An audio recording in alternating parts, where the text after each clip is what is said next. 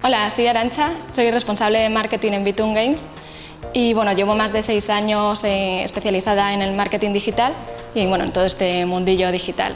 En Betún somos un estudio de videojuegos transformado a un estudio de experiencias digitales. Y bueno, llevamos más de 8 años haciendo proyectos propios y para marcas.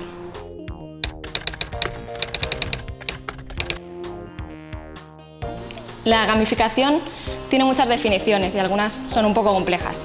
Por ejemplo, es transformar una tarea no lúdica en divertida.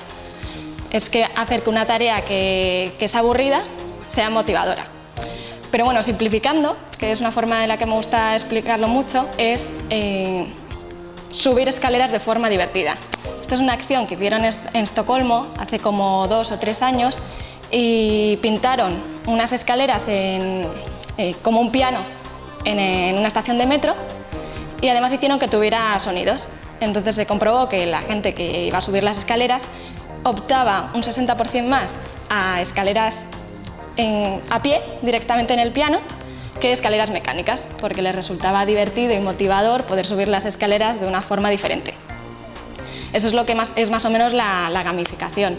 La gamificación también consiste en estudiar una marca, si es para un proyecto en concreto, y definir una mecánica de juego. Tiene que hacerlo un game designer especializado.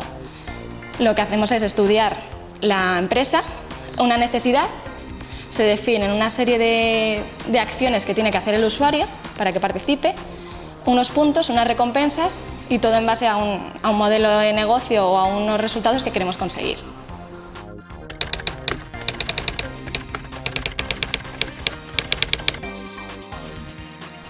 Para trabajar en mi sector, en realidad no aconsejo nada en concreto, no tienes que tener un perfil muy definido, sino que para mí tienes que ser una persona muy curiosa, con intuición, sin miedo a reinventarte o a cambiar, porque cuando lanzas una campaña de marketing, sobre todo en el mundo digital, iba a decir a los 2 años, pero a los 6 meses está caducada. Y tienes que aprender a que has hecho algo que ha sido muy potente, que ha funcionado muy bien, pero que no te va a servir para más. Tienes que estar constantemente cambiando y sobre todo ser muy curioso. Les diría también que intentaran estar interesados en el mundo digital, pero bueno, personas que se estén formando ahora mismo son nativos digitales, entonces eso ya lo traen. Entonces, sobre todo que fueran curiosos.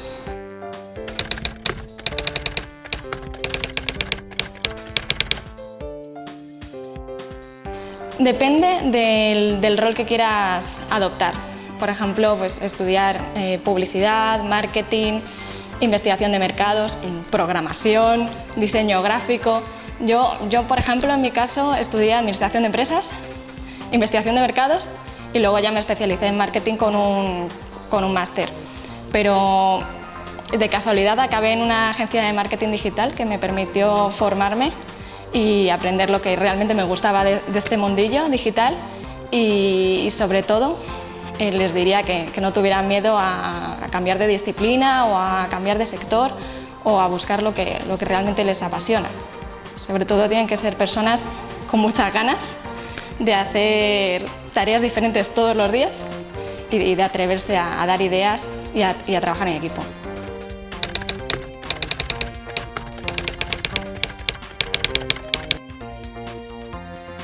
Bueno, desde mi punto de vista, de ejecutiva de cuentas o responsable de cuentas, es Photoshop.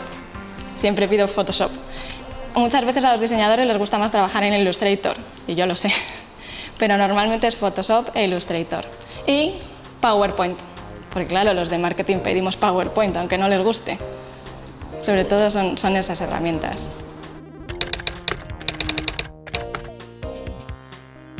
O sea, a mí me llega un briefing del cliente, yo lo analizo, bueno, normalmente me llega una necesidad, no un briefing, entonces monto el briefing, hablo con el cliente 6 o 7 horas y después de eso ya filtrado me siento con un equipo en el que hacemos un brainstorming y definimos bien la acción que vamos a hacer o, por ejemplo, el último proyecto que hicimos fue un rediseño y lo que hacemos es pensar en el usuario y en cómo actuaríamos nosotros en el rediseño web que hicimos. Y después de eso hablo con diseño gráfico, con el equipo, hacen como 6 o 7 propuestas.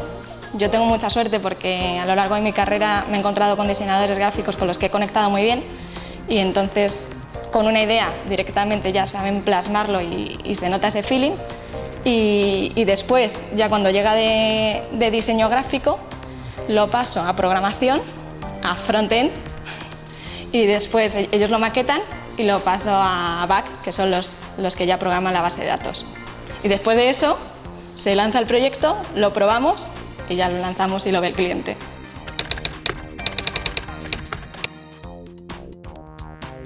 En mi trabajo, la verdad es que es una pieza clave.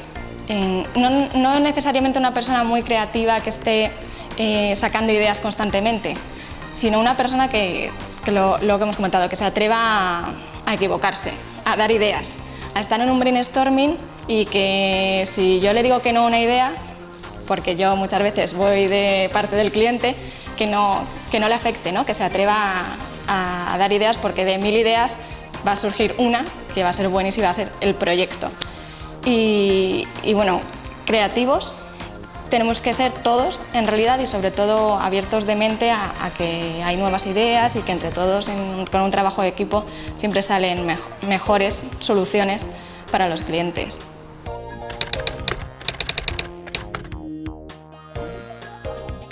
Para mí el diseño es como magia. Tú tienes algo en la cabeza, se lo cuentas a alguien y esa persona es capaz de entender lo que quieres, porque a veces yo hago un boceto bastante simplificado de lo que quiero, y entiende lo que quieres y además lo que estás sintiendo y sabe captar lo que tú quieres transmitir para darle forma, y algo que tienes en la cabeza de repente se materializa.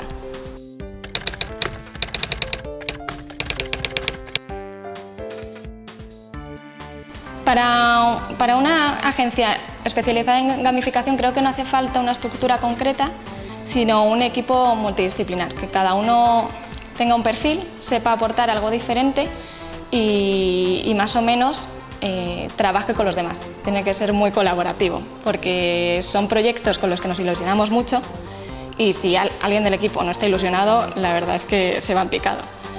Es verdad que sí que es necesaria en marketing digital o en gamificación una figura que hable con el cliente, una que haga de intermediario entre hablar con el cliente y el equipo, una persona en producción si tienes mucho desarrollo técnico, y luego programadores y diseñadores gráficos.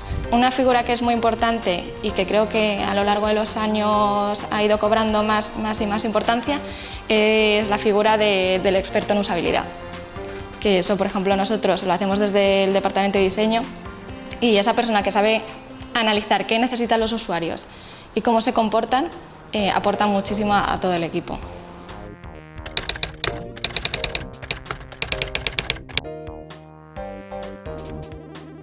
Igual que no hay ideas correctas o incorrectas, no hay ámbitos correctos e incorrectos. Yo llegué a este sector y vi que había ámbitos o estrategias en las que se podía aplicar la gamificación y que a lo mejor pues no se me habría ocurrido nunca, como por ejemplo gamificar los recursos humanos.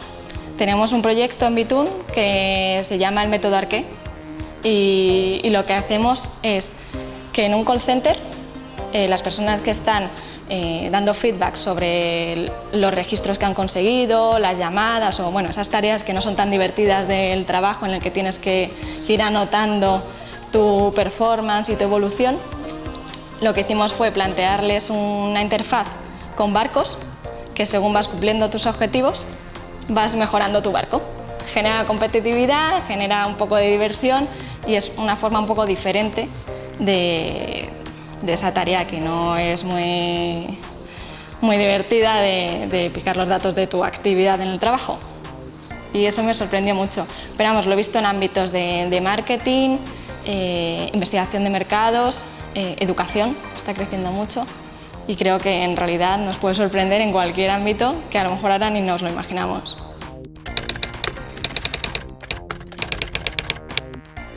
Sí, este por ejemplo es un proyecto de Powerit Bit. Powerit llegó a Bitun, nosotros trabajamos con Coca-Cola desde hace más de 8 años y llegó a Bitun con una necesidad, que es como suelen salir los proyectos de los que estás orgulloso en gamificación. Tengo una necesidad, pero no te estoy encargando un proyecto de gamificación. Entonces, la necesidad era ganar cuota de mercado y sobre todo impactar a su público objetivo, que son deportistas natos. O sea, las personas que hacen actividad deportiva, no día a diario, pero bueno, sí semanalmente, como hobby principal. Y nosotros estudiamos su caso y se nos ocurrió hacer una plataforma digital, que es en versión web, en la que los usuarios utilizan sus aplicaciones habituales, Strava, Endomondo, todas las que tengan, da igual cuántas, es decir, que no es intrusivo, porque les permite seguir con su actividad habitual, pero a cambio de sincronizar en la plataforma, damos puntos que luego pueden canjear por recompensas, que es todo relacionado con el mundo deportivo. Este proyecto ha tenido mucha acogida, se lanzó en agosto de 2014 y la verdad es que es nuestro proyecto ahora mismo porque realmente ha impactado ese target y ha conseguido el objetivo de negocio que tenía, y además hemos conseguido vincular lo que es la actividad deportiva con deportistas natos y la redención de códigos promocionales, ¿no? Los pin codes, los códigos promocionales que vienen en Powerit también se pueden redimir ahí. Entonces hemos conseguido una plataforma que engloba todo de una forma que no es intrusiva para el usuario, sino que es bien recibida, es una experiencia adicional a hacer deporte.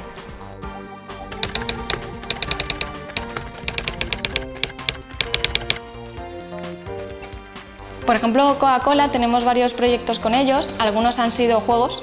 Por ejemplo, hicimos un juego para Nestí y lo que gana sobre todo es captación de usuarios. En este caso querían una campaña de branding que acompañaba a una campaña offline que tenían.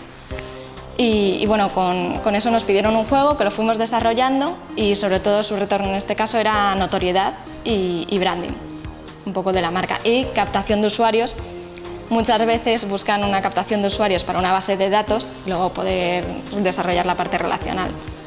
Y luego en otros casos es realmente esa captación de usuarios más, por ejemplo, redimir dorsales, material deportivo, patrocinar carreras.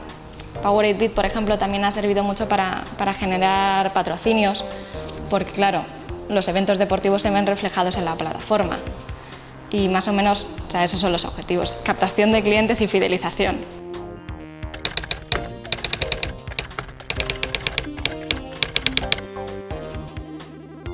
La verdad es que he visto muchas, porque como la gamificación es un poco una moda ahora mismo, pues muchas empresas que a lo mejor no están especializadas directamente dicen, bueno, pues vale, un proyecto de gamificación, pues cogemos a los usuarios, les damos puntos y con esos puntos les damos un sorteo o participan en una promoción, ¿no? O sea, un poco más simplificado.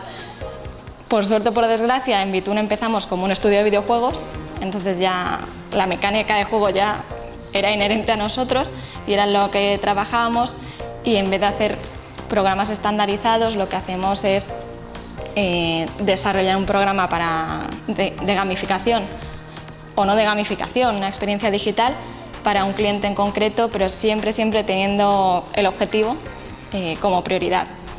Y he visto muchos proyectos en los que simplemente pues, es un programa en el que te dan puntos y no llegan a fidelizar ni a calar en el usuario.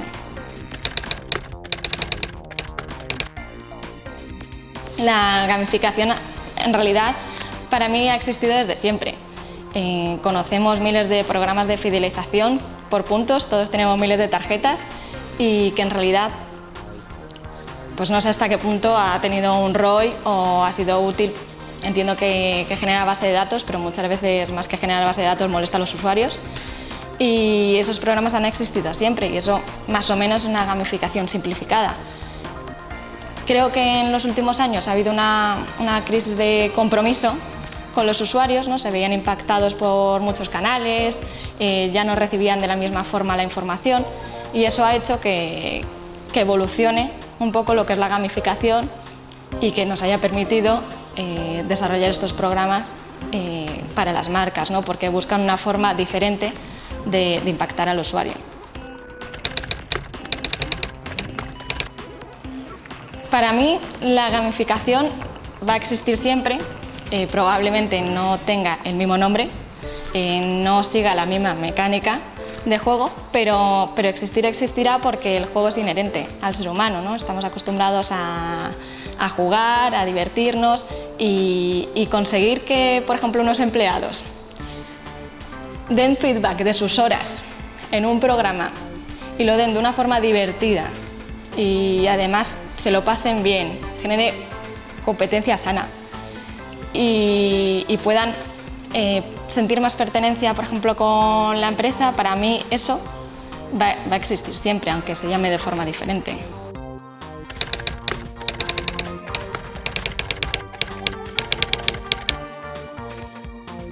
Tengo que admitir que efectivamente ahora mismo es una moda, pero como hemos venido comentando, el juego es parte de nosotros y en España ha calado muy hondo desde hace 2 años. En el resto de Europa, de hecho, pues, por ejemplo en Estocolmo ya lleva más tiempo, y en Estados Unidos lleva también más tiempo, y aún así sigue desarrollándose, y yo creo que es una moda, pero que va a seguir en el mercado.